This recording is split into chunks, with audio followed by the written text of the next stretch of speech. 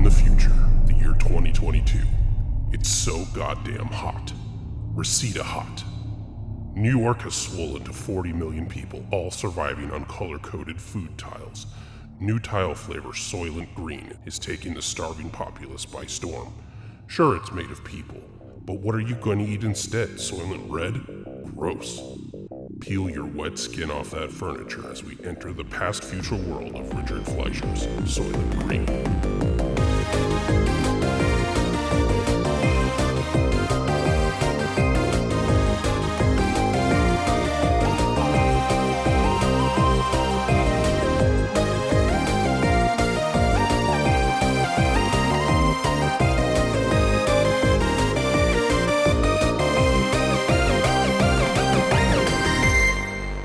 Welcome to Yesterday's Tomorrow Today, a podcast about movies whose futures have passed. I'm one of your hosts, Joey Reinish. I'm Kyle McVeigh. And today we have a special guest, director, editor, collaborator, longtime tall man, Phil McLaughlin. Hello. Live via Indiana, or from Indiana. Capable through the state. India. Yeah. Phil, thanks for coming on to talk about some right-wing internet regulations. This is pirate podcasting right now. Yeah. You're legally not allowed to do a podcast that's outside of the state of Indiana. That's correct. Or I don't get the tax breaks. Today we are talking about a movie that I hadn't actually seen. No.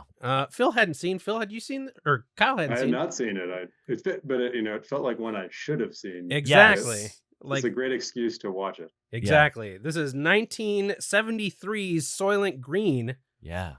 Starring Charlton Heston and not Phil Hartman. Wait, what? You don't know about the Phil Hartman bit? Oh, it's literally the only thing I know about Soylent Green is Phil Hartman from SNL. Okay, I do know what you're talking about, but I was going to say that it is like along those lines. When I was watching it last night, it was also a movie that I was like, I can't believe I've never seen this, but it's because it's one of those films that just was, as we were living and growing up, it was so pervasive in the culture and being lampooned by like everything. You just sort of inherently knew what the movie was about. But I don't know if I would have without Phil Hartman. Well, you wouldn't have, but this is the point, is like you never saw the movie, but you know what it's about because of Phil Hartman screaming. Like, that's it. Yeah, I watching the movie, Kim was behind me while I was finishing it, which is literally where the classic line, Soylent Green is people. Yeah, they really happens. end on it. They end big. And I just started laughing and I had to explain myself, and Kim hadn't seen it, but I'm like, I don't know if I would have known what was happening like until the reveal had that sketch not been so my dad thought it was hilarious. I didn't know what it was referencing. Yeah. But like the sketch is like they're doing sequels to it. Yeah. And he comes out, he's like, Soylent Green is still made out of people. They said they would change the recipe, but they didn't. It's still people. Like, it's I looked around for it and finally found it. It's very funny. But like I knew that going into this, having never seen it. Yeah. And like it's not like this is a movie that I hear people talk about all the time. No. And it's just that one stupid 30-second bit. I like, oh yeah, I know everything about this movie already. Well, Simpsons as well. I know Kyle and I spoke before, even having not seen it, but it was, I think it appeared in multiple Simpsons episodes, Soylent Green. It was like a well they kept going back to. Yeah. And so you, in part, you just end up, it's like, feel like you've seen the movie or almost because the joke is the climactic reveal of the movie. It's like, well, why would I? Well, the joke is the pit is let me see the whole setup to the punchline. Yeah, exactly. This movie. I know the twist, and I've known it my whole life. Like, I don't know when I learned it, but I've known it. It's the same thing as like when someone's like, I've never seen Star Wars, but they're like, but I know the whole deal. And it's like, yeah, of course you do. Like, of course you know. Like, it's so pervasive. You like, can you imagine if you're like turning 20 right now and you're like, someone's like, let's watch Empire Strikes Back, and then they're like, Luke, I'm your father. Like, you'd be like, yes, obviously, absolutely. Whoa, what? Shut up! Imagine what? being surprised We by didn't that. know Actually, that. maybe we're getting we far. didn't know that the whole time we were watching this. I thought No. that was just But that was, but I do think you're right. I think it is structured correctly. Like it is. I don't think that I would have put it together that it was suddenly the twist was going to be there. Like I knew they were doing something with the people scoopers, but I wasn't sure what they were doing. Well, I'm kind of getting ahead of it plot wise, but like the fact that it all came from those oceanic reports, which they don't really delve into why these books are important. Like, not at all for so long, and well, we'll get into it. So, quick recap of the plot: Robert Thorne, who is Charlton Heston, lives in basically the slums with his coworker friend Saul Roth. One of the best. Yeah, he's awesome. He's fucking great. That guy is so good.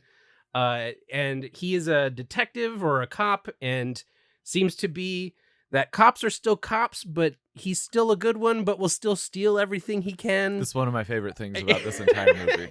If he goes in and does an investigation, he just like empties a pillow. Par for the course. He's like, what utilities do you have? And he'll use every single one. He'll like go wash his hands and stare at the faucets. New York. Big love to the air conditioner vent. Oh, yeah, so good. I love that scene where he's just like, turn up the AC. I'm going to go take a hot shower. Like it's just everything that you just take for granted. But New York has now hit 40 million people, which I looked up. New York, I think, is 8 million today. I believe 40 million is 8.4. Someone threw out, and this could be a lie. Please don't fact check me. Someone was like 40 million is like total of California. In LA New is York. 3.5 ish. Yeah, and so it's overpopulation. Yeah, is due a to big climate issue. change. The overpopulation is due to climate change. Well, I think everyone's in that city due to climate change. I think they're all there. I think it's like a refugee situation. Anyway, we're getting ahead of ourselves. Do the plot. Yeah, then we'll talk about how fucking awful it is. So there is a mega corporation called the Soylent Corporation that produces a lot of artificial foods. Soylent Red, Soylent Yellow, maybe you've heard of it, and the new and improved tasting Soylent Green, made from oceanic kelp or something, plankton, something like that.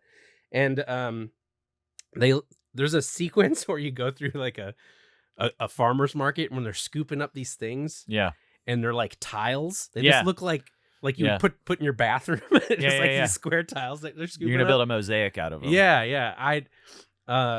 So one of the board members of the Soylent Corporation is assassinated. Yes, and Charlton Heston, Robert Thorne, goes to investigate. And through this investigation, it is revealed that this man learned something about their new Soylent Green product.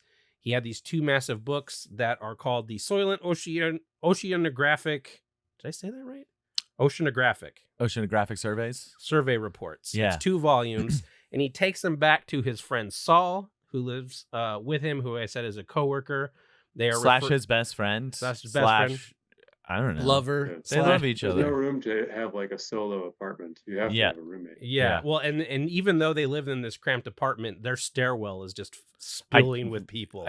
Just the most anxiety. Every stairwell. I did not like that. Yeah. Just this is one of those things too in older movies that I was talking to Kim about. It's like in a movie that is like 70s and earlier, when they needed a lot of people, there were just a lot of people on screen. Yeah, and it feels bad. It feels bad. Yeah. But anyway, plot wise, he finds out that Soylent Green is people. We're just scooping up people, and Soylent is not made out of plankton because plankton is dead. The oceans are dying, ocean. which was like the big twist reveal from these surveys that Saul, who is what they call a book, which was interesting. He's a police book. He is apparently books are what they refer to as these former learned people of authority. So judges, high librarian type people. Yeah. And so Saul goes through these oceanographic reports and finds out the ocean is dying, which is what this board member learned, leading to the discovery of, as Phil Hartman put it, Soylent Green is people. And it's still people. They were going to change the recipe, but they did not. I don't I mean, yeah, the ending of this movie is pretty ambiguous. Doesn't feel like they're gonna quit eating. No, people. no, I don't no, think no. they're gonna quit eating people at the end of this. This is like I also don't know how much people care. Well, that's the other thing. I wonder if you even told everyone, if anyone would be like, well, what are we gonna do? This is a perfect segue into my first point that I sent Kyle already. Yeah. I'd try it. Oh. Yeah. I'd try it. Immediately. As long as people aren't being murdered for the sake of Soylent Green. It did feel like that they kind of were. I don't know, though, because there's literal, when the riots break out, there's literal people bulldozers that they just scoop in the back of a truck. We're getting the scoops, like they know about those, and I think that's just to clear people away. I don't think those... You think they'd put him into a grinder in the back of the truck? I don't think those people go home, Joey. I think they did. I think they can climb out. I think they can climb out. I do not think they climb out. Because towards the end, Saul, once he's learned this truth, goes to a government-assisted suicide building. Yes. Which a sequence we're going to have to discuss in a little bit. Fuck me up. That is the body disposal truck that Robert Thorne follows to the Soylent plant and realizes they're dumping all the bodies from this government-assisted suicide. Well, I'm saying it, they're getting it two ways, man. They're getting rioters from the people scoopers, and then they're getting them through a more legal means. You know what the most disgusting part about that whole thing is? What? Is they dump these bodies with the cloth into just like a soup. Yeah, there's a magic that happens that converts it's just like a giant pool. And I feel like if you're going to process it, it needs to be like... Yeah, well, we didn't show like the cheesecloth that strains out their clothes. Yeah, there's probably a strainer. Right. I guess that's what the shroud is, the death shroud is. Maybe that's more of a... Maybe they get steeped. Yeah, maybe. More than anything. I was wondering, I would eat it. I would eat all of them. But we've also discussed this, Joey. I would eat your leg.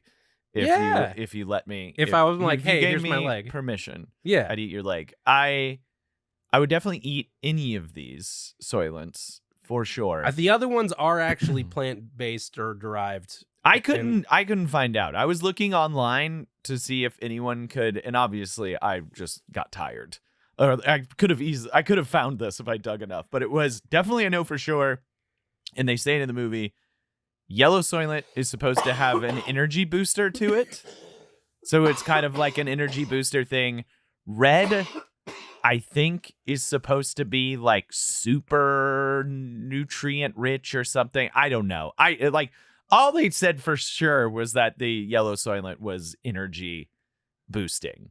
And then I assume that it's all, I'd eat them all. I don't care.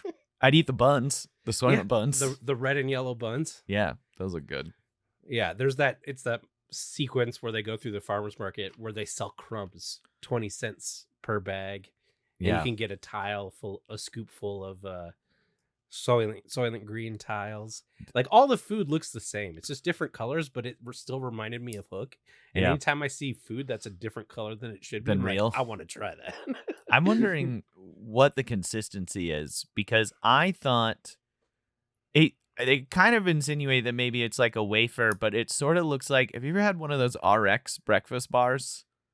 You ever had one of those? The ones that are just like stuff mashed together? Yeah. Yeah. Like it's like if anyone has had one of those, that's what I imagine it would be, like dense but like slightly sticky. Like not like right, not quite not dry and like you want. I think though, but they seem like hard and like they do like the tile aspect, like they're like clacking together and like a dog biscuit. I think they should be sticky. I don't know. I think I would slightly sticky. Let them down. Yeah. They call them wafers, and the way that they were able to scoop them up, I'm sure it's just because like that prop was different than the one they gave someone to eat. But like the way that they were scooping them up and not breaking and everything made it seem like they were very hard. And I assumed like an MRE type of thing, they were like super squished down. I'm gonna guess that it's more like a Lord of the Rings lambus bread. Made of people. Made of people. Phil, would you eat some Soylent Green? Yes. Like knowing it's people. Knowing it's people even? Yeah, I mean, everybody else is doing it. Why not? I mean, well, that's the thing. I think like it's like everybody's thriving. Yeah. Off of it, Except for you. The only concern would be like, how sick is this going to make me? Yeah. Am I, people intolerant? Is it like a dairy equivalent? What a bummer that would be, huh? Mm-hmm. An allergy that was never supposed to be played. It would never play into it, and all of a sudden you're like, oh, I can't eat this. Well, stuff. They also have to fix a problem where. And they must be hyper processed. I don't know what it is. Maybe they pasteurize the shit out of us so we can eat each other. But there is a brain disease that you get from eating your own species. Like it's like outside of this movie. It's like yeah. Like in real life, that's what mad cow disease was that they were feeding cows to cows. That didn't exist in 1973. I know, but I'm just saying that it's like it by 2022. Yeah, you're right. By the future of 2022. They have probably figured out how to not have our brains eat itself from the inside out by eating other humans. Sure. Really, maybe that doesn't happen everywhere. What it is, would that be such a bad thing? Honestly, the way things are. The thinning of the herd. Like, look, we can turn dead people into food and use them to kill more people and make more food. And then get everyone addicted to this like crack-like food source, and then we'll just cut them off when the population numbers are back to like a stable level, and they'll be fine with it because they won't be, like overcrowded, addicted, or that's the movie I want to see. So is Soylent Green a bad idea? I think, like now, there's a lot of places that are hungry. Yeah, I would say it's a bad idea. Just because of you're thinking because where we of are like, currently. You're thinking because of like corporate corruption. It's inevitably going to end in this, like the profit of this over. If someone was like, we can grind up humans and feed them to other humans. Okay, now we can just breed humans as cattle. They'll be like, that's pretty chill. I Let's read do a it. book. Which is basically what they kind of are like at the end of this movie, where he's like, "We'll make us cattle." There's a book my sister bought me, and she buys me books all the time because she gets a discount from where she works. Yeah. And it's one of the few that I actually finished, because a lot of times she buys me like hypersexual manga as a goof. About like shaving. Sure. Shaving a each goof. other. A goof. Yes. One was called Dick Fight Island, but I didn't read that one. But I didn't read that one. The one she did give me that I did read was called Tender as the Flesh, which is a book where all animals are now have some sort of disease or infected and can no longer be eaten by people. Okay. And so this is like a couple generations past when that has happened, and now there are a specific breed of human that is a cattle, basically. Okay. And they're referred to as heads. So it's, you follow this guy who is a meat processing inspector, goes to the different slaughterhouses to make sure everything's still going. And there's a very graphic, very long sequence where he goes through the entire process of butchering a person. Cool. And the crazy thing is it's probably just they just swap out cow with human. Yeah. And it's the same thing, but like as soon as I knew it was a human, I'm like, oh, this is sick. This is so fucking gross. Yeah. Well, I mean, I guess that's the one thing about Soylent is it's not. Yeah, I was about to say it's humane, but assuming that they're just scooping up protesters and grinding them up, it does seem like they're not doing a traditional butchering process. Yeah, they're steeping. I think they're steeping and maybe liquefying so you can just kind of use all of it. Yeah. Right? Like they're not spitting bones out the other end of this, I don't think. No. Phil, do you think the bone powder's in there? Yeah, bone powder's in there. That's where full. A lot of the fucking nutrients come from, the marrow from the bone powder. Phil, do you think the scoops were taking people away to be processed? I don't know. I wondered if they were actually getting processed or just put into circumstances where maybe they died of natural causes, and then because it's like where they don't like prisons are obviously like prisons might even be desirable to normal living circumstances. So I don't think is there even really prisons? Just a facade on a building, and then it's just a conveyor belt. Yeah. it's one of those weird things where it's like, is there even? I couldn't quite lock down what the world is necessarily. Like, there's not really. Like, were they giving away Soylent? Like, is that like a part of a government thing, or is this still like a capitalistic? I think there was still society because there where was like price tags on okay, other stuff. I just wasn't sure because for a while I thought it was like more like this company had like it was like a government mandated thing that it was like, oh, we're giving you like Soylent Green Tuesdays. It's like, what didn't the people have like the equivalent of like food stamps or some sort of? Well, that was the thing. I thought that there's that line when where he's going into the police station and the people are like, you can get $200 cash or 250 food stamps. Was that like that's what I was trying to figure out. Is that part of a government program where people are kind of getting a little bit of like a dole and like social services and like Soylent is part of that? There's a universal basic income. Yeah. Or was it I also initially thought it was maybe for people getting benefits for offing themselves or like something like that initially, but then we saw the fancy suicide thing later on. So yeah, it feels like it's part of like a social program, and then what you're seeing sold in the streets is whoever can like kind of afford extra or has like figured out how to like or get some crumbs or like the idea of like you get some crumbs and you can make buns out of them, like it feels like it's more like people on the streets repurposing these like government issued like fucking foods to kind of like make them go the extra mile and make some extra money. Secondary market. Yeah, that's what it felt like to me. But did you know Tuesday is Soylent Green Day? It is, and I couldn't be happier because it's the tastiest. Is you can taste is this the where they people. got the name of their band? Oh no, is it? I think it might be. I don't know because there's one of the windows in the back. The way they like divide it up. Yeah, just one of the windows says Green Day. Damn. It might be where the band got their name. I'm sure we can find that out. Yeah. I thought it was like a reference to weed, but I don't know if it's still. No, I don't think they're a weed band. I mean, maybe. I think this movie is still like incredibly watchable.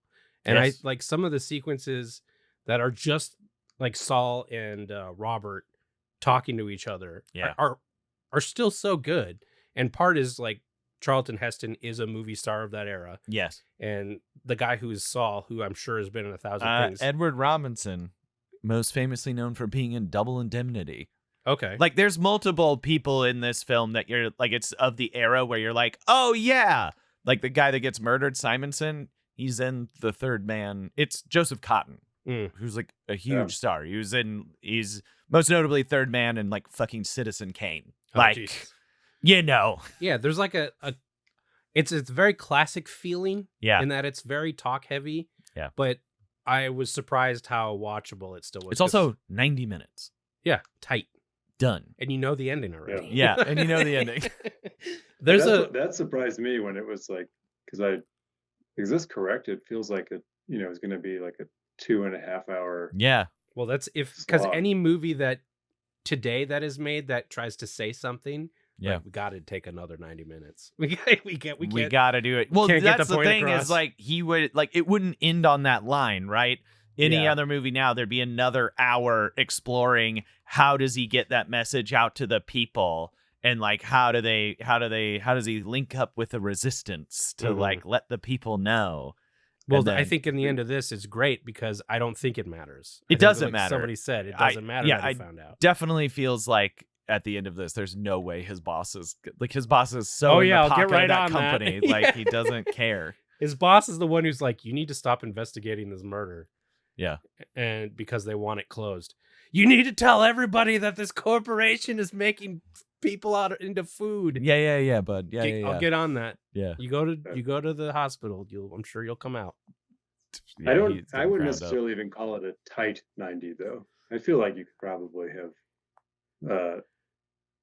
some of these fight sequences and things. No. Yeah, sorry. When I said tight 90, done like a decent 80. But to a point, I like that because I like old movies where they just embrace brevity and they don't feel like they have to like adds so much exposition to explain everything that's happening. Like it's just like, okay, you get it or you don't. We're moving along. And if you don't like get it, exactly what's happening, you know enough to like still be invested and watch, which is like, I think it adds to rewatchability in movies too.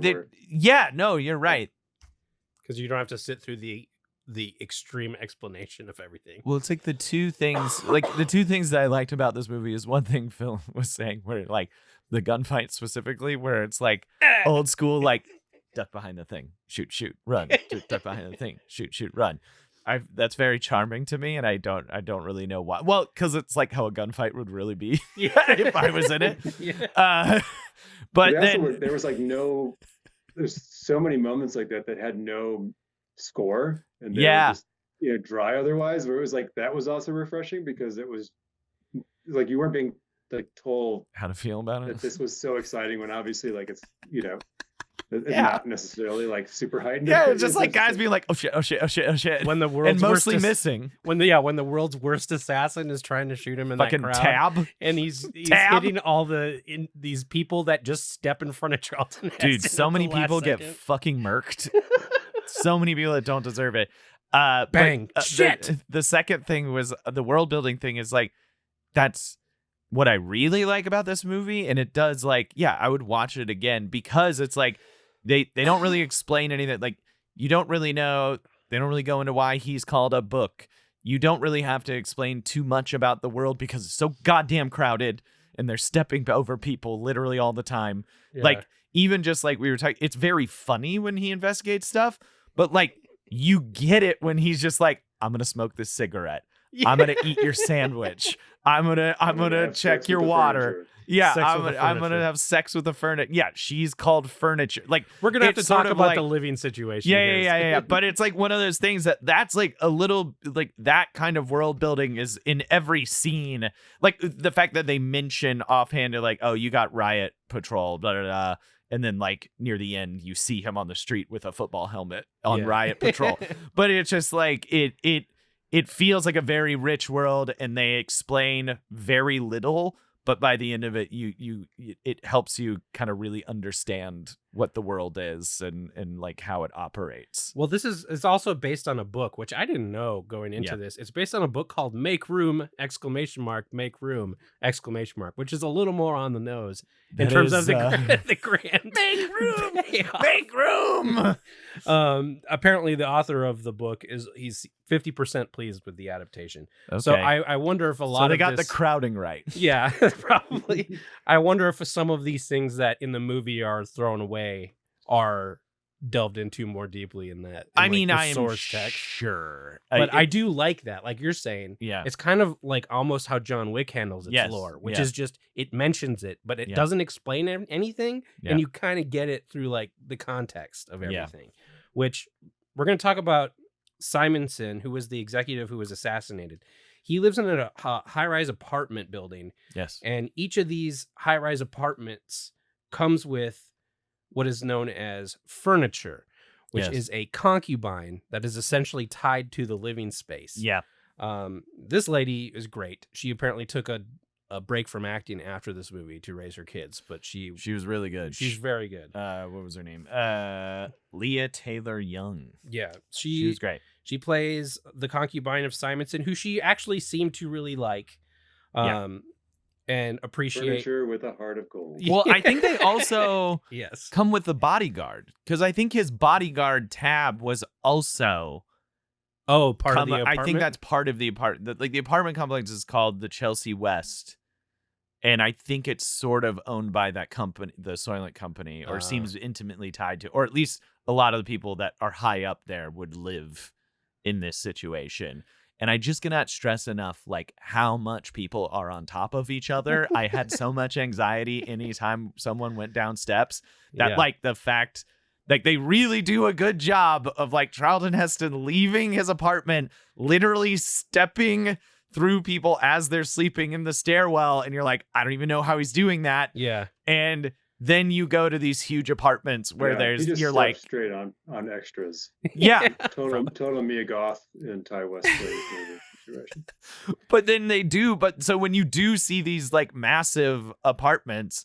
you're like, oh, this is truly horrendous wealth. Yes, yeah. And this woman who is tied to this apartment is now kind of waiting for a new tenant to arrive and find out whether or not he is going to keep her and all this stuff. But there's this whole class of people who live as furniture as like their way into a somewhat nicer life than actually exists. But they're basically live-in prostitutes that are kind of at the service of sometimes gross dudes.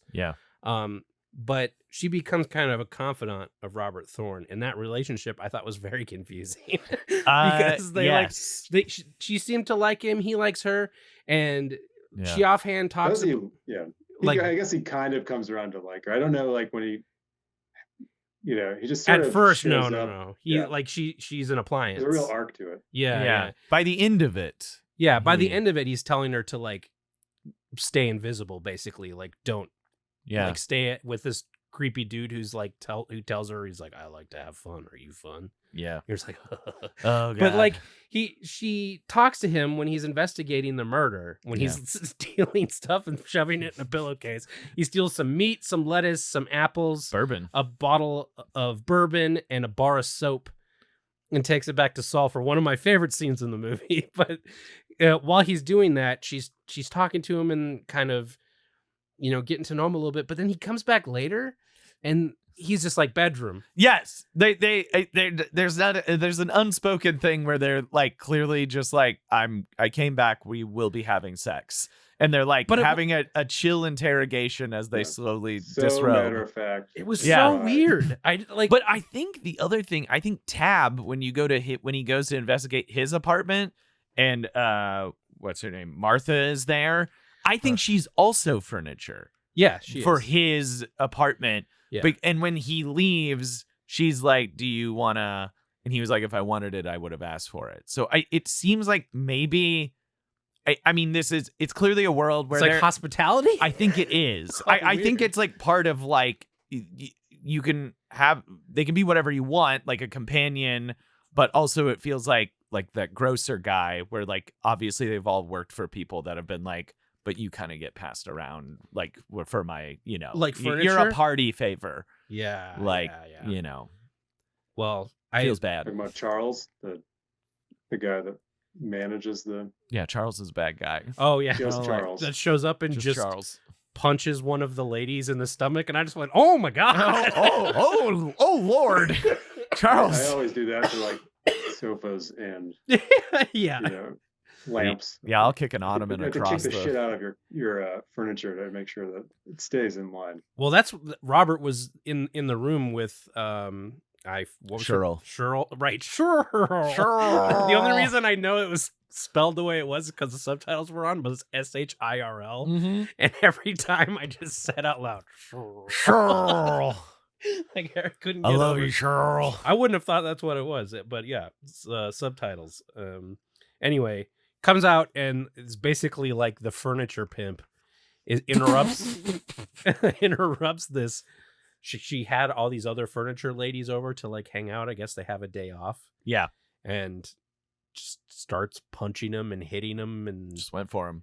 Well, they're not allowed to meet up. There's something about, and like every time it happens in a movie, it sticks in my mind. Like Leonardo DiCaprio in The Wolf of Wall Street just punches Margot Robbie in the stomach. And there's something so, like, it's so visceral. Yeah. I don't, like, you never see it. Yeah.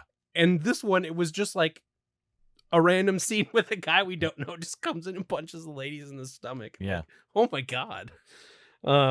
So the furniture, what else we got here? They have some pretty fancy stuff in those apartments. Like the giant computer game. They had giant asteroids, computer video game cabinet. Definitely which asteroids. Obviously, that's how video games are now. Mm-hmm. They had way worse security than the slums did because there was no dude with like an AK. Yes, sitting on the stairs. Every single other building had a guy with a machine gun waiting at the door. Which is a good detail and worth giving that guy maybe your extra little tile of Soylent so you don't get murdered in the night. Yeah. But they also had like, I think they had like a private grocer in like either in the building or like, there's no way that like secret actual green grocer, there's no way that's just he has out his one in cut the of world, meat. right? Like that had like, yeah. Or maybe that is out in the world, but I was just like, oh, they have like a secret grocer. That's fancy. Good for them. Yeah. Found some beef.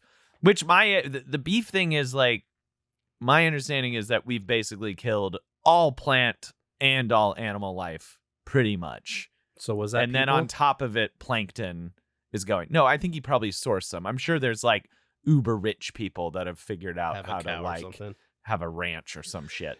But like that was like the driest looking red meat. It was just it did not look good. It didn't look good, but they were so stoked about it. Like it's like when he made a stew with it, I was like, that's a good call. Because that looked like a rough cut. It was like, you're either gonna do that or I don't know. Chew it forever. These guys don't seem like they're gonna make carne asada. They take it. This is Robert Thorne going back and sharing the spoils with Saul, where they eat apples, dry lettuce, and a stew they made out of this one cut of meat and onion.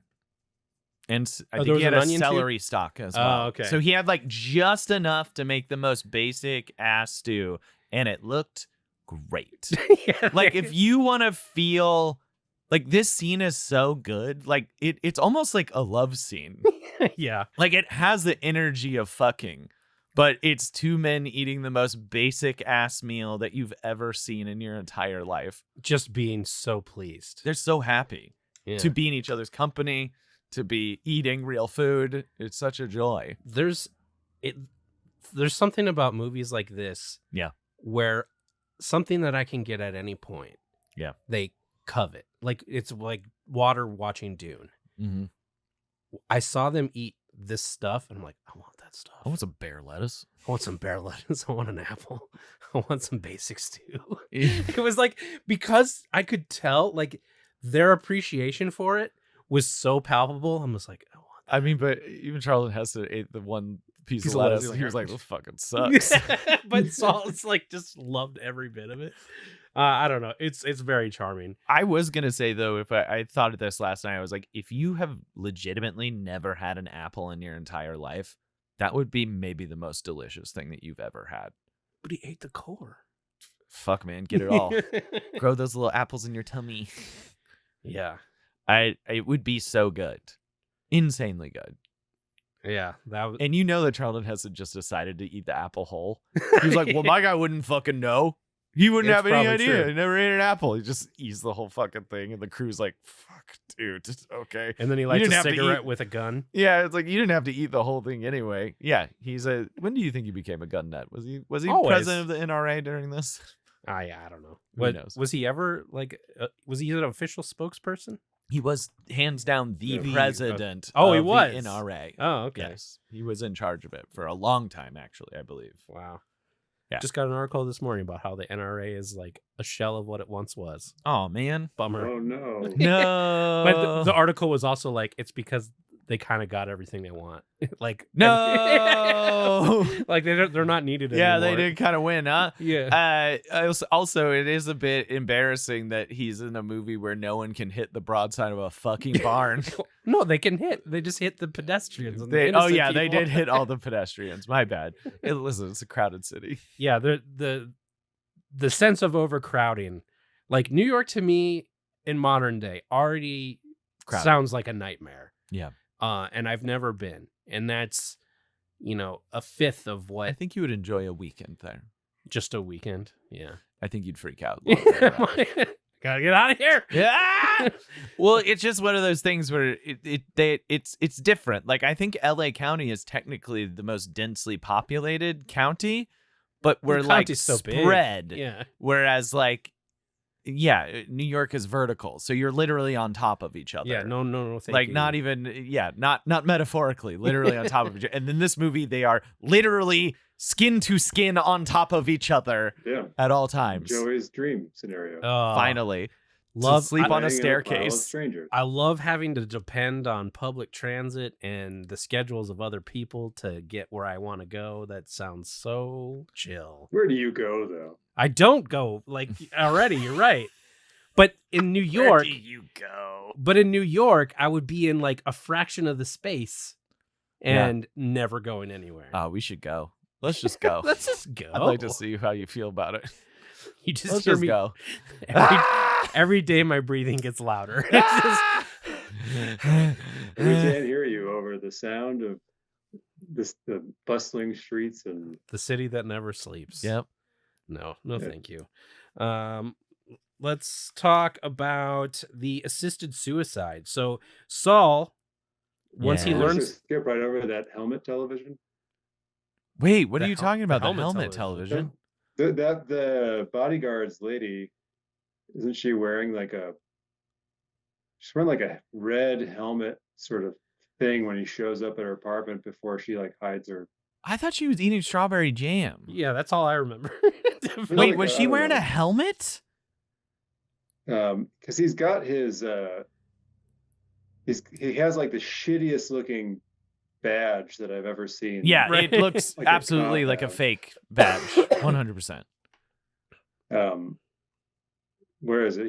He shows up to her apartment. I feel like she's eating like the jam, but then she's got like a red visory. Oh, I Wow. totally I- missed that. Wow. I completely It's gonna fucking be missed really that. funny when I go back and watch it, and it's like So impossible to miss. Yeah. Maybe I made it up though. I don't think so. I mean, I was pretty tired last night so when I was watching this. So listen, Phil, I'm inclined to believe you.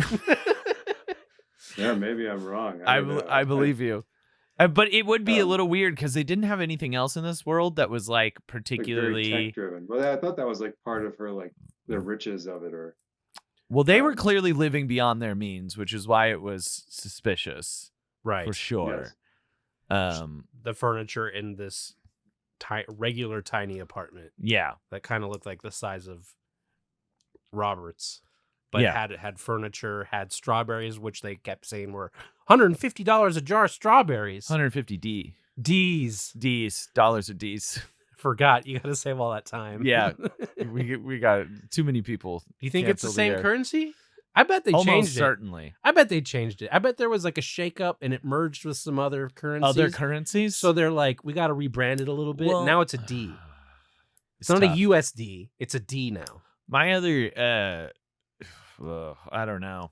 she's not okay. So she's not wearing a helmet, but she's watching something on what looks like a helmet. It's like she actually has like a red. There It's were like a part of couple the old decor. televisions that were like kind of bubble shaped, or I assumed they were televisions. I don't know if they're still making TV. Do our jobs exist in this world? That was all I could No, think. absolutely not. You don't think? Because she's Someone she's needs to sitting in entertain. like a kind of a very mid-century bubble Yeah. chair sort of vibe. It- I bet TV would still exist. well, if in you're Soylent. smart, you're definitely, and you're the government, you're definitely making sure there's entertainment and Yeah, that well, it's yeah, being 'cause pumped to everyone. And that's where also propaganda would come in. Yes, absolutely. But my other thing was, which I was just thinking No, about the oh, no, never mind. overpopulation. Okay, I'm going to correct myself again. It is there.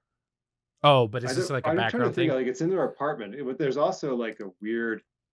I guess it's like an exercise machine. There's just like they have a lot of funky tech in this apartment. I didn't that, even notice. I'm I wondering was just if like, focusing on the strawberries. Is And, it like, an but it's exercise all- machine or it's- is it like that machine from Burn Oh, After Reading? but you know what? Because there's a rack of car batteries along. I the did wall. see the rack of car batteries, Yeah, which and then is there is like a weird There's- helmet television looking thing and a rack of car batteries and a poster of a rooster.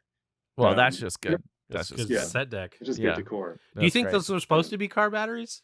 Yes. Okay. I It's think not so. just They like were There's no so cool obviously a wall of car batteries. So what they were powering, I don't know, but they were clearly car batteries. I think what stood out to me, the fact that it was there, was just that we haven't seen any tech really, and I was like, what the Yeah, Yeah. the that's like most futury looking thing. yeah. In Outside there. of the video Otherwise, game. it's literally the 70s. Yeah, the tech is really just in the suicide center or the video game cabinet but there's not really Yeah. anything super futuristic. I was just thinking about this before we move on to the suicide center. I was gonna say, like, in terms of like the world, is New York like, is it like a Last of Us situation? Is this like a walled off city? Like, why? Like, is the rest of the country so tremendously fucked and unlivable? This is why because that's the only reason I can think that there are 40 million people. Or are they literally saying reference some other place and say it's the same? Or they never reference another place? Well, I no, don't it's think. when she's talking about how they could run away. It's like every place Where? is the same. It's when So are we just saying there's too many people? there's make room. Cheryl, They thought that by 2020, there would be 40 million people in every major city, and maybe every city, like small cities, every place. well, That's crazy. This is another because we just did Children That just of means Men. it's like wall to wall people all Everywhere. the time. Where Yeah. do you even move? You need to make room. Make room. So we just did Children of Men, and this is another situation where when they adapted the book into the movie, they increased the timeline a little bit. Yes. So even the movie version pushed it back a little more. So they're saying this movie came out in 1973, so roughly 50 years from when the movie came out. Yeah. They're saying 40 million people in New York, and Cheryl is talking to him. She's like, we could go somewhere else. It's just the same thing. Different city. There's no way it's the same thing. But she's like, and we could go to the Liar. country. And I forget what she says, like where his reasoning was they couldn't go to the country. But like, I know that I remember it being referenced though, and him just being like, we can't do that. That's stupid. Yeah. I think it's like it's Well, that's what I'm saying. I get the sense that maybe you can't live in the country, maybe just because the water's dried up, you can't grow anything. Well, you got to be able to get animal your life can't be. Well, I think the land literally can't sustain, like most of the land can't sustain. Yeah. I think, do they talk about poisoned oceans in this, or am I thinking? No, they're just talking about how they're killing the ocean. Yeah. And that's the well, that's supposed to be like the whole, I think, magic of Soylent Green, right? It's like, they're like, oh, we found plants in the ocean. It's plankton. We're going to have whale food. Yeah. And then it starts dying, obviously. I think there's probably some consolidation. Though. So this is what they talk about. There's 40 million people in NYC. 20 million of them are out of work. So that kind of speaks to maybe like the social services of it all. Poisoned water and soil, all plant and animal life have been killed, and it's all basically climate change stuff. Right. Which is crazy to me. Everywhere you go, there's a child tied to a dead parent. Yes. That needs to be separated. Right. God. But it was like it was like maybe the darkest tonal shift of there's like that music-y, like post-coital, he's leaving, and there's like elevator music cue, and then like before he goes into the church, I guess, and there's like just a kid who's crying, who's obviously the parent had just tied them to them for whatever leash type purposes, and there's just a child crying, and the dead, like they have to like take the child off the dead parent and just hands it to a nun. Yep. Yeah. Bye. Pretty chill movie. At that point, I was like, this is just 1973's version of Idiocracy. Yeah. Well, I was also shocked by. Well, it's not even shocking, but it just is like where we are now, where we're all just like, yes, the planet's burning. Everything's going to go away. Yeah. And it's but it's like 1973, and they were still like, they were like it's just like one of those things where it's like, we really have known about this for a very long time, haven't we? We just really didn't do anything. We fixed the ozone layer, guys. We did that. The hole's gone. Oh, we did it. I didn't even know the hole's Yeah, gone. did you not know that? I think the whole thing is a hole, so it looks fixed. Yeah, no, the whole. Now it's sort of like maybe we needed that hole. Let some of that heat out. we shouldn't have fixed the hole. We shouldn't have fixed the hole. Let it pop out. Now it's just bouncing around in here. No hole to go out of. Yep. Now we're boiling ourselves alive because we fixed the hole. Would much rather have an ice age. Turtlenecks and neckerchiefs and. God, so many neckerchiefs. Everyone's so fucking sweaty. And they're all. I did forget to talk about that. Every dude in this movie, except the furniture, everyone else is so sweaty, so wet all the time. It's amazing. Like the police chief's in like a thick ass turtleneck, and Charleston Heston keeps layering up, and it's like, for what, guys? Why? I know it's like 95 degrees. What are you doing? It is because it's so hot. I think it's climate change and the amount of people and but yes, I think it wasn't because it makes the visual more interesting for filmmaking. I think that they were. I think that's well. I mean, maybe it's interesting. I do think it would be interesting to be like everyone's sweaty and gross. And then you go in and see these women, the furniture, and then they're softly lit like femme fatales. Yeah. Like, that was another thing where I was like, oh, remember when we used to light people? That was so cool. It was so cool. Like, it looks like she just has a beam of light, maybe of like soft light across her face. You're like, you look fucking great, especially across from sweaty ass Charlton Heston. Well, it was the sweatiness too that was literally the only thing in my head as they're like undressing in the room. I'm like, everyone's so hot all the time. Oh, all I could think when he goes in to talk to her again and they're like slowly getting to the bed together, all I could be like, oh, he's gonna sweat through those sheets. Ew, you're gonna touch her sweaty before the shower, right? Yeah, it did. It did happen. And she's like, his she dirty, should have been sweaty like, dick leaving a print. You could take a shower as long as you want. If you want to. He's like, yeah, later.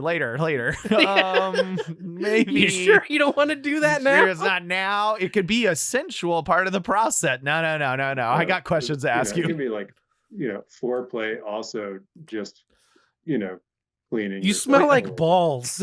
Phil, the foreplay was the interrogation. Pretty sweet. So now we can get to the thanatorium. Thanatorium. Saul decides it's time to go home. He literally learns that basically, does he know that we're making people, or does he just know it's not plankton? And then he's just like, because he went to that. He went to the other books. Yeah. Well, I'm saying, does he know that it's people, or does he just learn that plankton are dying, so he knows it can't be plankton, and then, or does he just know it's not plankton? Oh wait, well, he does know it's people, but they don't have the proof. Right. That's what Heston keeps saying. Yeah. Okay.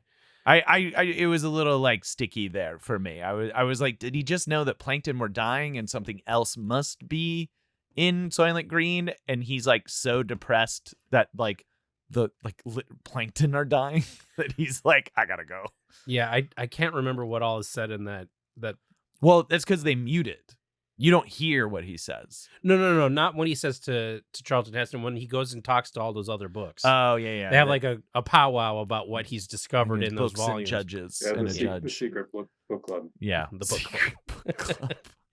And they talk and we're gonna about, write today in Secret Book Club. We read these oceanic reports. The Soylent Oceanographic. I still can't say that word. Oceanographic survey report. Decides to go kill himself. Which, I mean, yeah, like 40 million people in New York. The ocean's dying. It's absolutely, you I get it. It's a beautiful public service that they're offering. It's once again, it's weird. It's like sometimes we'll do movies back to back or in a season, and you're like, wow, a couple through lines all of a sudden. Like, because it's Children of Men has Quietus, which is like a at-home suicide kit, basically, where they give you a thing for you to gently go to basically drink, I think, and gently go. And then in this world, instead, it's like a huge, beautiful center where you go and they ask you, what did they ask you? Your favorite color, favorite music, and he's just like, and you get 20 minutes, and you get a full 20 minutes, and then they bring you into a room with a massive, basically IMAX screen. You lay on a bed and two berobed little weirdos, but they have a calm energy. Yeah, they're very chill. Usher you to the bed. Then I think they give you a cup of hallucinogenic poison. Did you get the sense that he's tripping balls? I think there's definitely something, because no other thing happens that could make him die. Because like he lays down. I was waiting for him to get gas. Or really or like horrible. have an IV or something. I thought that they were waiting for him to finish the little movie, and then it would just go smash. They dump the body down a chute. They cookie cutter him into Soylent biscuits, and then it's right out the gate. Oh no, I saw it. I have proof. That would have saved so much time. This is a character I grew to deeply love, and if they would have turned him into tiles, like pressed him immediately, it would have been devastating. Yeah, but that's the one part that really doesn't make sense in this is because, like, what they don't like, do they need to go to this much trouble to, like, it's like eating happy meat or whatever. Like, is there some sort I wonder if like Soylent Green tastes better if the people died in ecstasy Oh, that's interesting. Like, but it's like, why go, like, this operation seems very anti-capitalistic in that, like, the expense that they're putting into this kind of like weird you're saying corporations can't have a heart, Phil? Corporations can't have a heart too? They're people. My thing is, I never thought of it. You're thinking that this program was exclusively built to be a feeder for Soylent. My thought, once again, for some reason, I just assumed this was a government-sanctioned facility that they've been offering, and then the company was sort of like, yeah, well, if you got these bodies anyway, like, what are y'all doing with them? We'll dispose of them. Like, we'll offer a service. Like, they're clearly, Soylent is like a company that does like a lot of things. A contractor that shows up to take out your exactly. We'll subcontract the body disposal for you, because in my mind it seemed like a government, which makes sense in this world, that the government would be like, yeah, let's incentivize people to off themselves. Yeah. So there are less people. I think you're right. They'd be more like a contractor of disposing. Yeah. Because like the city would have interest in getting rid of people that want to be gone. Absolutely. And then they're sort of, which would make sense why it's like sort of, that's how you would better keep it a secret, I feel like, if you're like, we're just a body disposal service, like contracting. But the process is pretty nice. Like, and like, this is like the sequence that when I watched this movie, I was like, oh no, I didn't think that this movie would get me in the feel so hard. But this is such like a genuinely beautiful scene where he goes in, he gets the psychedelic poison, he lays down, the room becomes his favorite color, orange, light, classical music. He specifies light classical music plays. He lays down and like gets a little bundled up.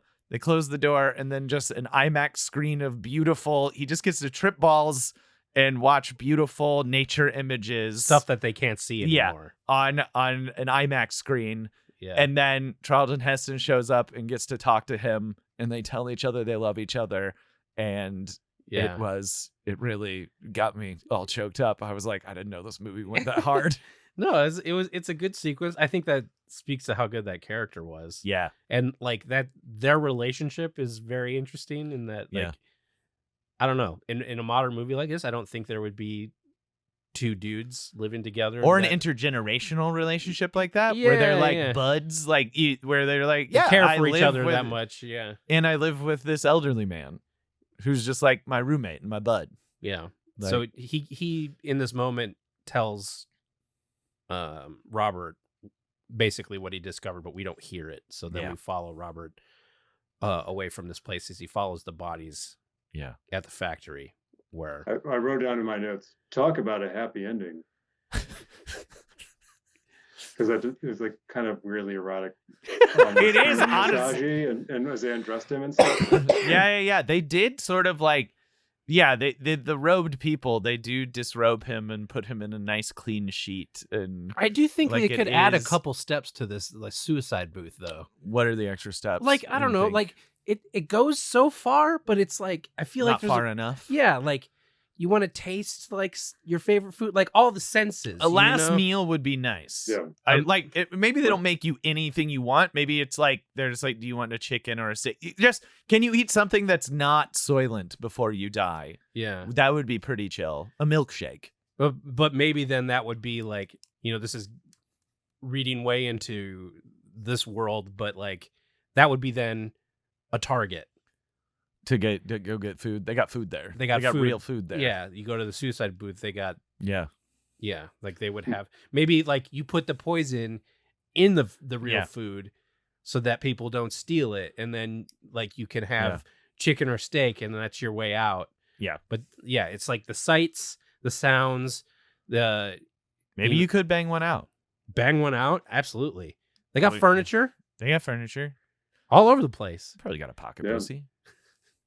Or a dildo, whichever. I mean, obviously, vibrator, whatever you want. Those hallucinogenics may take care of all the other stuff.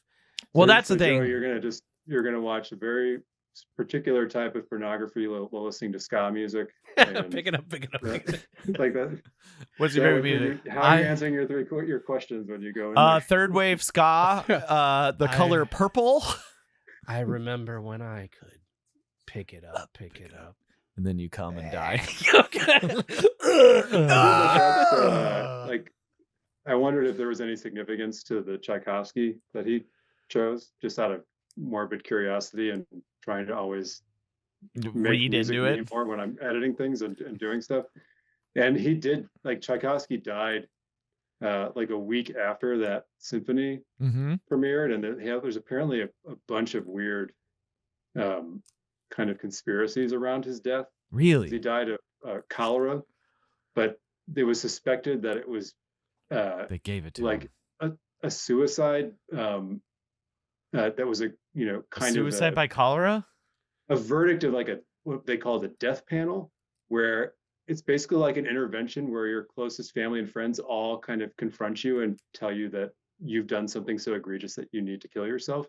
And apparently there's like all these rumors about him with like a young nephew or like weird sort of like he's this kind of homosexual martyr in some capacity, but they're like I don't know, it's a really weird rabbit hole to go down based on like, I wonder if there's any reason why this music is significant in some ways. Like, but it's like the idea of suicide. I just thought it had a cool build. Yeah. But I was like, I wondered, but that made me wonder if it was intentional because of like the suicide rumors of Tchaikovsky and if that, I mean, not that Saul's thinking about that, but just, in the crafting of the movie, if that's just kind of like this really weird, deep Easter egg that only I've I mean, I kind of hope. I mean, I hope so. I hope that that's part of it. It's probably classical is cheap. It was probably my guess. Public domain. But it's probably like somebody like the music supervisor is like, I know this is gonna be some art. You know, it's like for that one person. It's like Well, I love those jokes that like 1 to 5 people get. Or like references, where it's like But I did but I was curious. I was like, what I don't know what I would pick for like the last 20 minutes of music you get to listen to. I could not think of it last night. I was like, what the fuck? Because you can't. It sounds like they just wanted a genre. They didn't want I guess they're not paying for Spotify. Like they won't fucking. I'd be greater than it, but it's like the free Spotify where ads come in. Yeah. 5 minutes of your 20 minutes. Soylent. 5 minutes or your 20 minutes. It's remember Tuesdays are for Soylent Green. Soylent Green and MeUndies. You feeling down? Do you need your daily energy boost? Come on down and get your Soylent Yellow with the hint of turmeric. It's the energy you need to survive. Use offer code Soylent. Soylent 8. Maybe you pick something that Joe Rogan. Use offer Joe code Rogan. Joe Rogan. 40 million. Maybe you pick something you hate. Why? So that when it's over, you're like, Oh, thank God. What a relief. Thank God. I'm dead Thank now. goodness. Accordion polka. Yeah. The sweet release of death. Finally. Maybe. I was trying to think. Yeah, you couldn't pick like a specific band. See, that's the thing. I'd be afraid. I'd be like, I don't know. Maybe some like chill rock. And then they'd play like Radiohead or something, Creed. Which I know some people would love that. I would not like that. Or Creed, or like with something. arms wide open. Though that is a banger, so let's not pretend like it. It's not.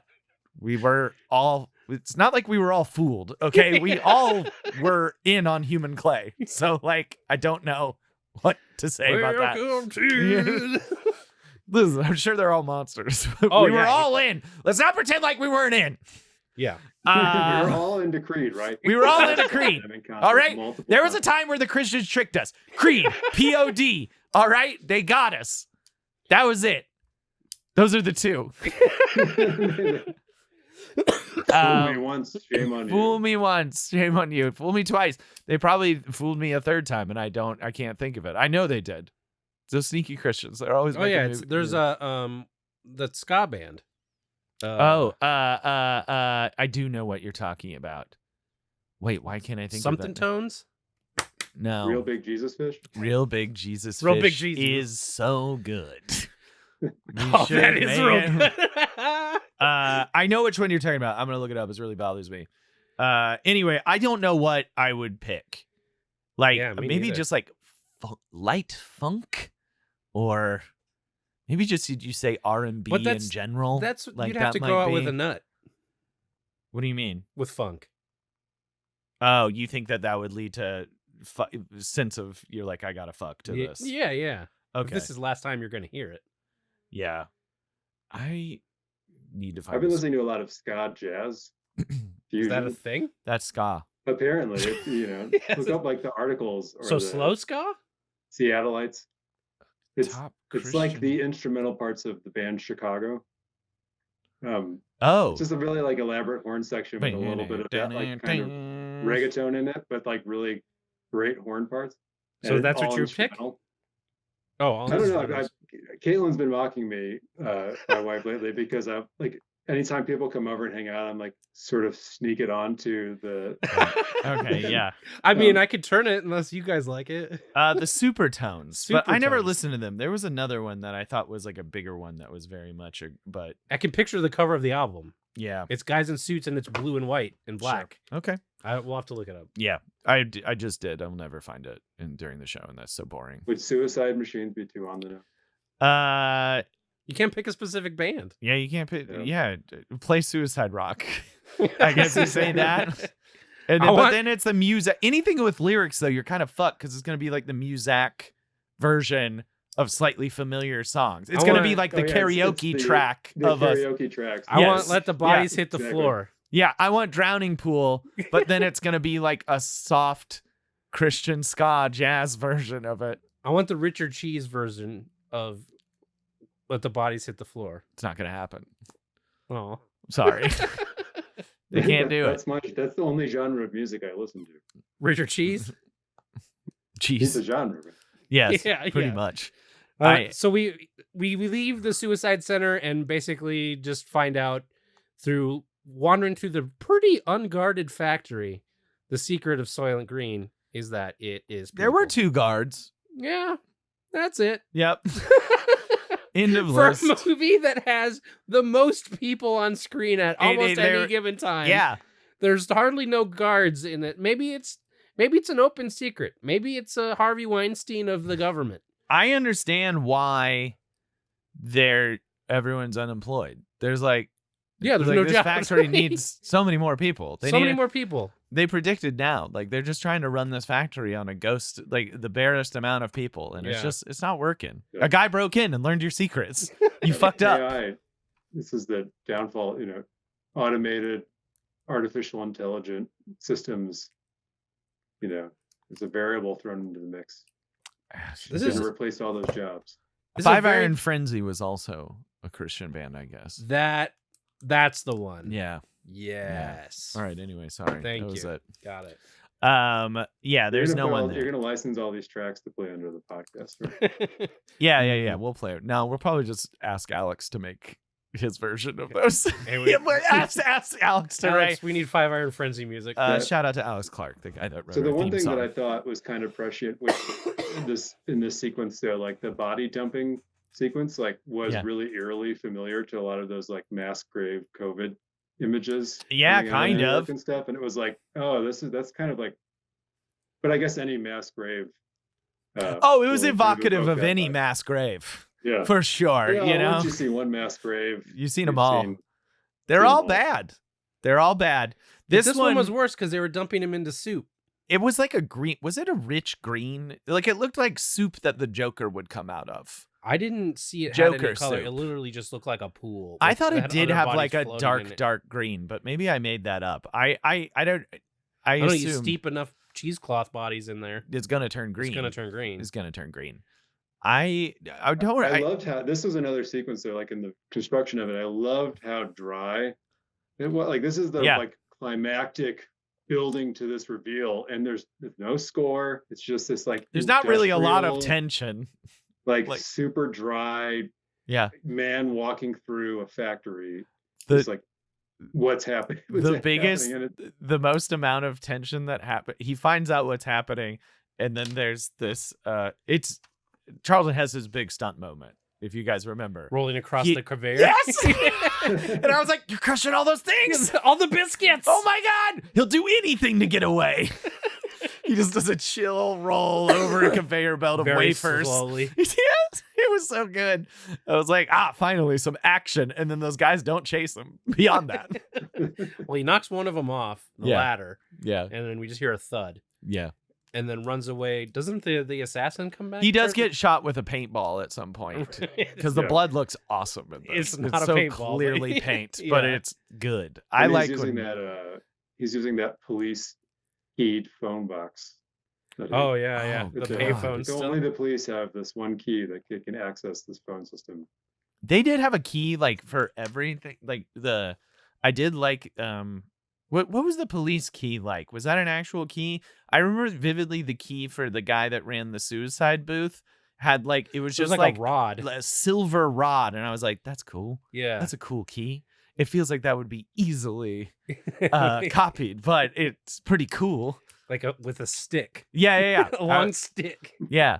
I was like, cool. Keys are awesome. But that was like one of the few instances of like, we're trying to do some like future tech. It was supposed to feel, that was like the one place that it was supposed to feel. The clipboards were clear orange plastic. Oh, they were. Well, they insinuate that this is a world that we obviously can't process paper or ink and pencils. So they all have those like children's toys things, you know, where you like lift up the paper and it takes it away. It lifts it away. Mm-hmm. They were literally writing as he was like, what's your favorite color? They were writing on this children's toy and then handed it to someone else. Yeah. Because it was like, once again, like a throwaway line. And then you're watching them and you're like, oh yeah, paper. Right. Doesn't exist. That's why Saul was so taken with these books. Yeah. Because there's no new books. There's no new books. He's like, there used to be so many published at all times. Yeah. And now he's got a lot of them though. He's taken a lot of the books. Yeah, it's reminiscent of the shelf of games behind you. I was just about to say, I don't know what you're talking about. You and Saul are basically the same. When but they don't publish games anymore, when they don't publish games anymore. In Joey's Soylent Green future, he's where he's Saul. Yeah. You know, his younger male roommate's going to bring home a board game, and he's going to be like, "Oh, they used to have a bunch of these everywhere until I had to eat them all." Joey, the human game.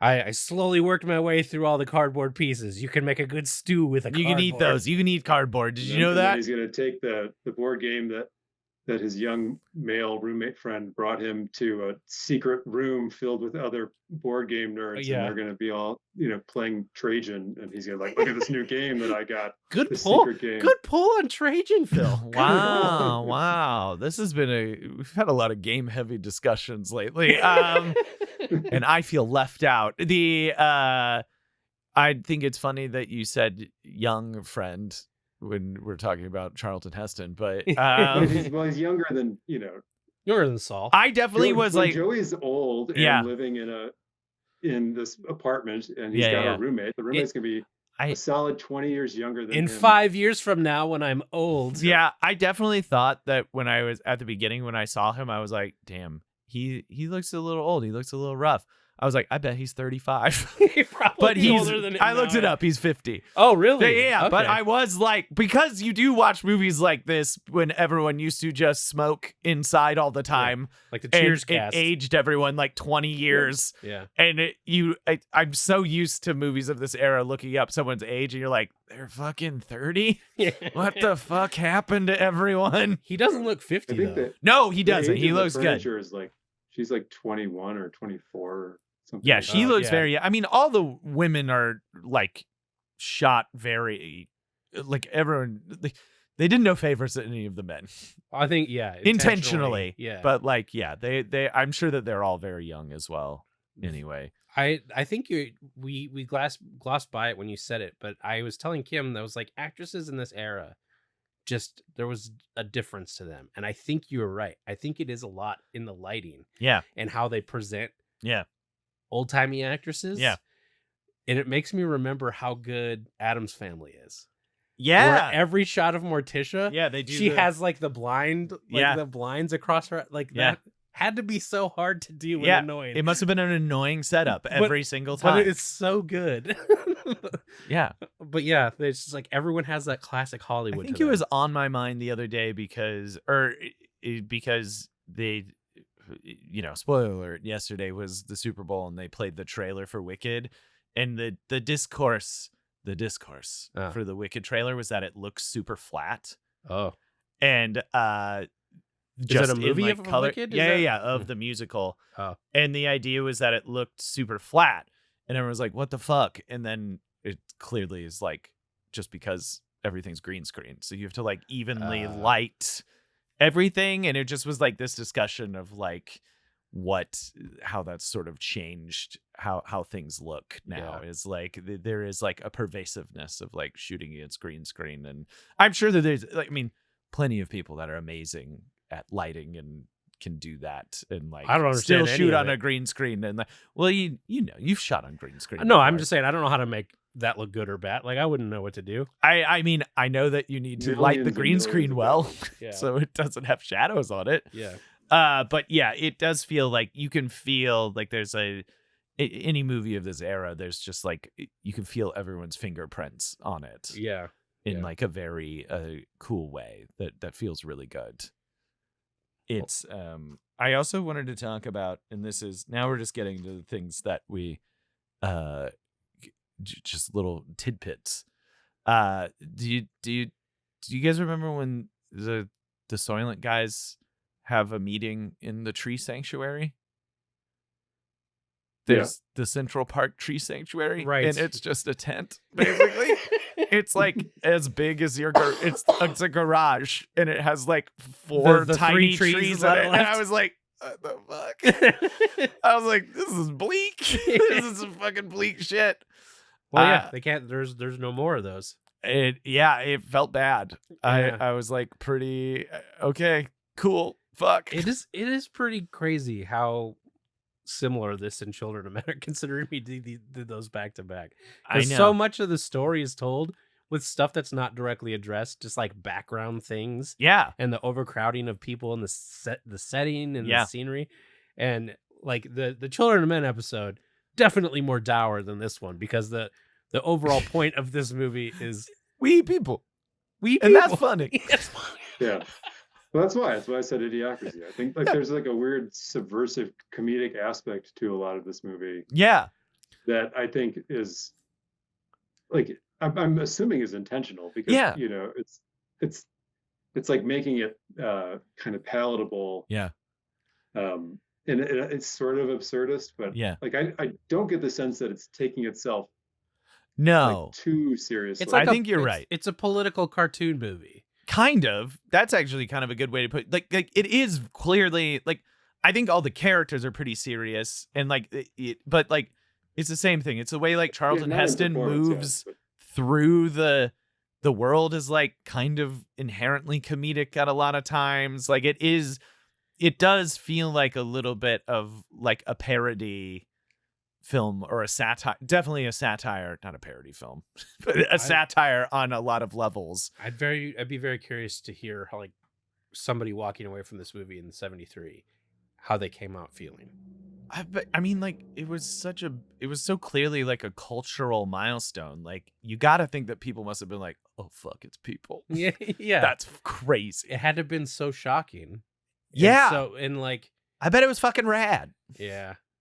But I challenge you to. I mean, it's hard because we know and we knew going have in. Always known. But the movie trailer is like 5 minutes long. Whoa! It is basically a Cliff's Notes of the movie, and there's no way that you don't know what the twist is watching that trailer. How they literally spell out every beat of the film. Was it the original trailer of it? Yeah, like it's like a super long, fat trailer.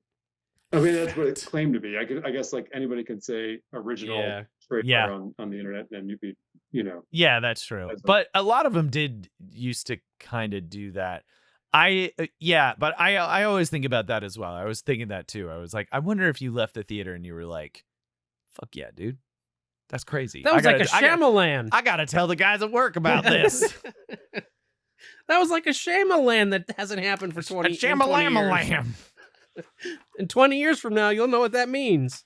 That's pretty exciting. Yeah. You know what? This movie's pretty good. It's pretty good. It's pretty good. It's pretty good. I get it. I get why it stood the test of time. I'd try the Soylents. I don't think it's a horrible idea. Single one. I don't know what they're all made of. I literally could not find any research. I tried to find last night what the difference was of each one. I can't remember if I said this. The reason you don't know is because those are two other movies where they're also made out of disgusting stuff. Yeah, they're also made out of people, but different parts. Kinds. Yeah. This one's just the genitals and the butt parts. This one's the chewy. The hot dog. This is all this is all the tripe. This is the hot dog. Chorizo. Yeah, the red one's the hot dog of red one humans. is insides only. Yellow one is outsides only. Green is like the tea. The rest of it. It's the steeping. Yeah. A different way to extract the same nutrients. Yeah, they're all the same. I did look it up last night. It just felt like it was a lot of it was.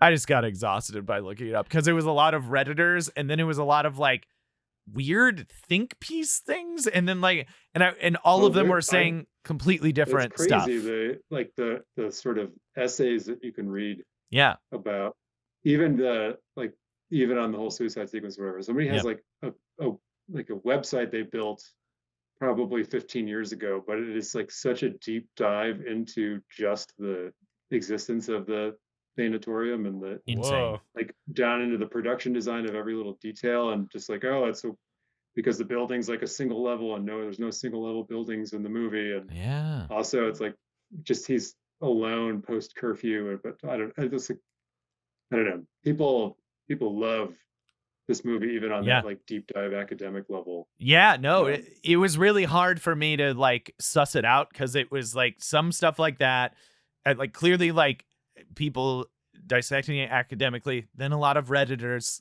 that were like, the red one's made from meat, and it's like, it's not, you idiots, there's no meat. And what the fuck do you think people are? And so really I couldn't find anything beyond like, it seemed the general thing was like yellow and red were both actually like soy protein based. That's what they say in the movie. They definitely say that yellow is for energy. Someone online was like, and it's yellow because, you got like turmeric and like stuff like that like builds energy. I was like, I don't know if they thought that far ahead. I think you might be adding that. I think if there's no paper, there's probably no turmeric. But I don't know what the red one was. Someone online was like, it's supposed to be, like nutrient dense. I bet it's the same thing, but a different color. I think they're all, I don't know. Like, it's clear that it's like, they can't be. It's like different flavors Gatorade. Like it's all the same shit. Yeah. It's just different flavors.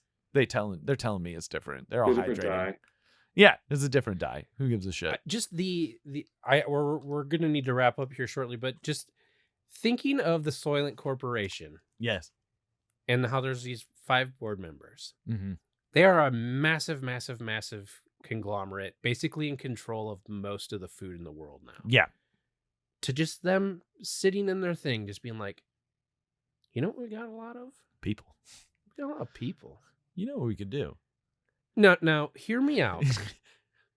We already got people hooked. We have so many people. Yeah. We have so many conveyor belts. Yeah. And we're already a contractor for body disposal. So. Like, how many people had to say yes? Oh. Well, and then not that many because it's a secret. It's the 5, but those 5 people have never been in a factory. But this is the same as The Purge. It's the same. That's the same thing. Is when does it get bad enough that you can kind of be like, but for a real, lot of people. And there's a thing. I think we could either eat them or trick them into killing each other. One or the other. Maybe both. If you're really good, you're doing both. So Soylent Green and The Purge are just 2 forks of the same. It's the same conversation, but different ideas on how to solve it. Combine the two, and then you're really making money. Yeah, you're rolling in it. You're rolling New York's population back down to 20 million. Yeah. Profits, you're swimming in it. The profits, you're swimming in them. That's exciting. Well, We'd try it. Yeah, no, I would eat it. Yeah. I think that's the thing. It's all, we 100% would eat any of them. But the question is For how long? Well, not my whole, yeah. Well, this is now, like I said, what's leading to the question is, would you guys live in this future? I mean, of 2022? I think the bigger question is, would you continue to live if this was your future? If this at was a certain point, though, what else do you know? I guess. I mean, like, yeah, a lot of these people don't know anything else. Remember a past. Yeah. Like Charlton Heston. Charlton had Heston never seen clearly, some of this stuff. yeah, had never. This is basically his life. Okay, when I ask this question, I'm going to assume that you are being transported there from right now. And for me, it's a big old fucking no. Yeah. Too many people and too hot. Too hot. I don't even care about the eating people thing. Those two things alone, I don't want to be hot. I just don't want to be too fucking hot all the time, and I don't want people on top of me. If I had my own apartment with a furniture, no, I have a furniture. But you can have an extra furniture. Don't give my. She could just be a ham. She will fucking kill you. Yeah, she'll kill me. Your wife will murder you. No, it's just there's. It's just. Are there like, do you think like the proletariat has platonic, or like not platonic, but like a real sort of romantic relationships? Because they're not really. They definitely don't show that. Procreating at an alarming rate, but it seems like the elite have gotten rid of any kind of structured. Yeah, I mean, maybe this is like a future where you're not really like partnering up for life because everyone's fending for themselves, and probably people are like, "Hey, somebody on the stairs, though." Yeah, and it's got to be people who are like, the government must be like, "Please stop fucking, like, don't do it, get out of here, don't do it." Also, most people are like unhoused, so it'd just be like straight up everybody. Like, why aren't they just putting anything in Soylent to just kind of ruin fertility? Guys, these are such good ideas. Yeah. And I can't believe the Soylent company didn't come to us for how to really help the future. Like, if we're going to already eat people, let's make them infertile too. Yeah. But then that eats into our bottom line. And that's the real problem. Yeah. Because we do need people to keep being born, so they will eat people. And so we can make those people. We can make those people into the people they eat. Yes. Yeah. Man, circle of life is beautiful. Business is hard. Circle of life is gorgeous. But what would you guys bring back from this future? Would you bring anything back? I would bring back the non-people, assuming it's non-people, Soylents, because I was one of the first to be like, I'm going to try Soylent. Yeah. Which, by the way, we didn't even touch on that, but it's buck wild that someone saw this movie or didn't see this movie. I think they didn't. Yeah. And then they were like, oh, yeah, food. It's like food replacement. Yeah. That's I'll call it Soylent. All they knew about the movie. Yeah, there's no. Yeah, exactly. They're just an SNL fan. It just seemed like a breakfast bar. Right? It's just a breakfast bar. That's what the movie's about. But I bought that stuff right away because I remember you buying it right away. I'm always of the opinion that if I didn't have to think about what I was eating, yes, if there was just a thing to grab, I wouldn't be hungry. Yeah, it'd be easier for me to lose weight. Joey, this is the guy that made it along the similar lines was just more like, I just don't want to ever think about eating. Yeah. And I the same as like, people who just wear the same outfit and just have a million of the same like Doug's shirts and pants. It is like, though, you do learn about people. There are a weird amount of people that are just sort of like, I don't like cooking, and I kind of don't really enjoy eating, and I just want to shovel energy into my body. And it's like, that person is so far away from me. I can barely clock them as human, but like, I get the appeal if that's how you feel. Well, the stuff I enjoy eating is not good for me. Yes. So it's, if I'm just you're coming from a different angle. Right. But obviously I would definitely, like, I do a shake thing now. Yeah. That's basic. It doesn't taste amazing, but like, it keeps me full for half the day. Yeah. So like, I was super into the idea of Soylent. Yeah. So if there was just a thing, it's like, you will eat it, you won't be hungry, you won't, feel like you're depriving yourself Yeah. because you're having to pick like certain Yeah. stuff to eat. I would definitely do that. And then I could have, the weekend is when you could enjoy it. Yeah. If like the bulk of the meals at like lunchtime at work or whatever, Yeah. I grab Soylent Red and I'm good. Yeah. I think that would be awesome. But like the Soylent that exists in our timeline, there was something about it. It tasted like Cheerio milk. It was, yeah. I remember that. And it kind of like gave me the feeling like when I eat bananas, which is like a pit in my stomach that starts to hurt. I remember there was something weird about this version of Soylent. Wasn't the guy like straight up, like the guy that made it, I think was like a Silicon Valley weirdo. I think so. Surprise. But I think his whole thing was like, he very much wanted it to be the only total only thing that you could eat and it'd be fine. And I think it, like, obviously he didn't get there. And I think it was like kind of dry. I feel like I'd watched like a short document about this. One meal a day. Yeah, where he like slowly went insane, like trying to figure out how to not eat food ever again. Yeah. I don't know. Phil, would you bring anything back from Soylent Green? Like a police officer who cares. Oh, that's pretty huge. Even though he still steals and everything. No, yeah, but at least he, his heart's in the right place. Yeah.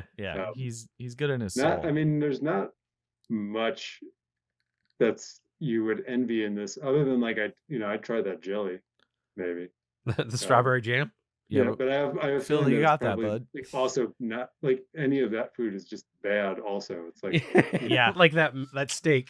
It's better than what they have available to them, but it's like I can just go to Aldi and buy like the worst jelly that I can find, or not even like any whatever like the grossest, most generic.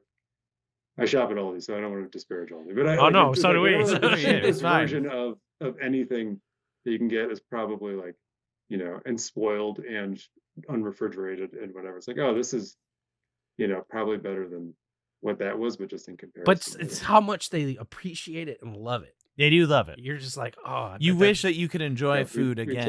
I don't have that same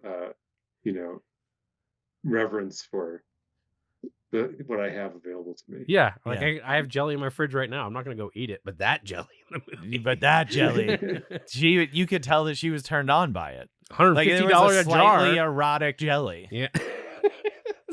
Slightly erotic jelly is my new product. Slightly erotic jelly. That's well, it wouldn't be a Christian ska band, but maybe that's a ska band. At the very least, an album. It's an album for sure. Yeah. Phil, I can't think of anything though that's really like you would.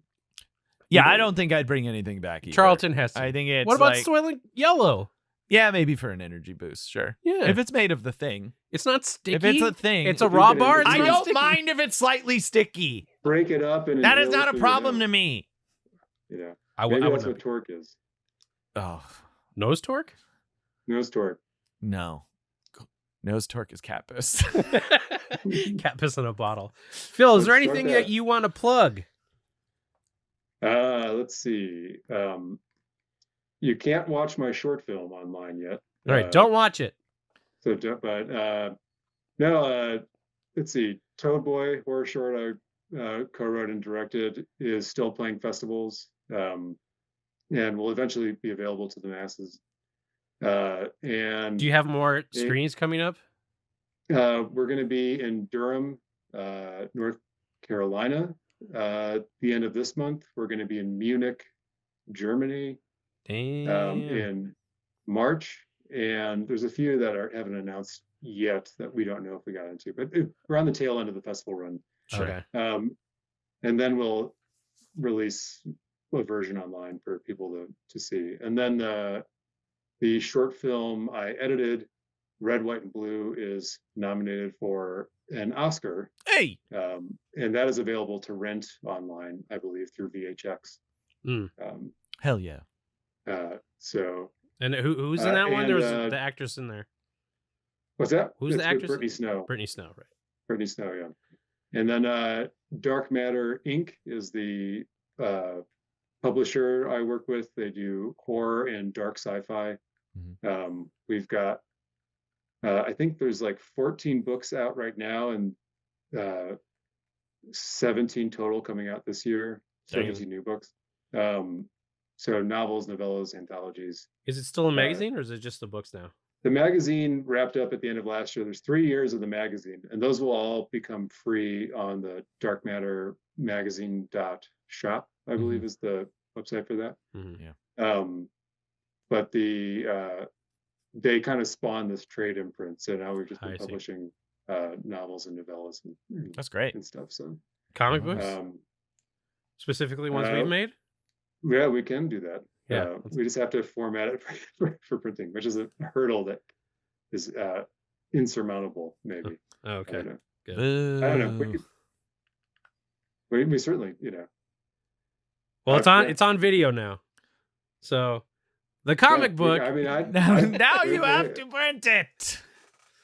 We've talked about it before. No, I definitely want to get Presto Canon out there. Yeah. So yeah, that's sort of what. And then also, I don't have a job, so it's easy to. So you can hire Phil if you want. Yeah. Well, you could hire everyone on this podcast. Right everyone now on if this you want. podcast. Honest, like it's available for work. Yeah, it's a post-strike world, baby. Come on. Can't wait for my government stipend of Soylents.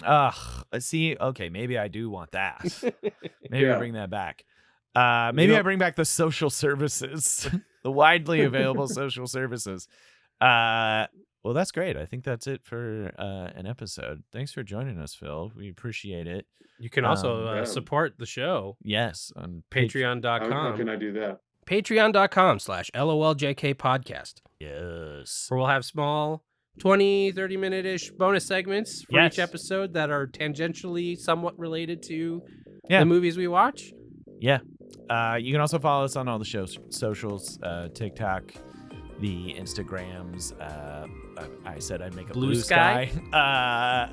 Twitter, now X, all at Yes Tom Today. So you can keep up with us. And that's it. I think that's good.